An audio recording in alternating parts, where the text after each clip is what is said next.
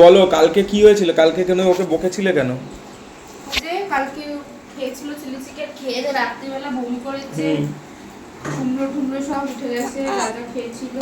হুম সকাল থেকে পেট খারাপ, দৌড়াদৌড়ি নেই, এই এতক্ষণে একটু ঠিক হয়েছে।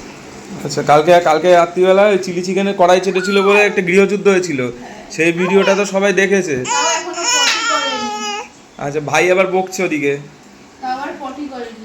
তাও এখনো পটি হয়নি সারাদিনে, সকালে বমি হয়েছে। ডায়েটে কি দিয়েছিলে? মুসুরির ডাল, ডাক্তার যেটা এই তো বলেছে, বাবান, মুসুরির ডাল আর ভাত। মুসুরির ডাল আর ভাত ডাক্তার দিয়েছে, সেটা ডায়েটে খাইয়েছো।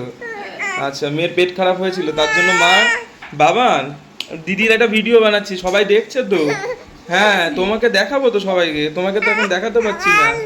হ্যাঁ, এই যে দিদি, দিদি, হ্যাঁ দিদি তো, এই যে দিদি দেখো।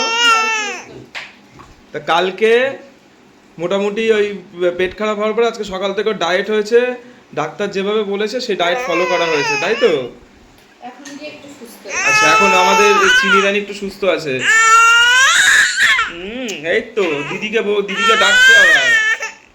আচ্ছা, এই যে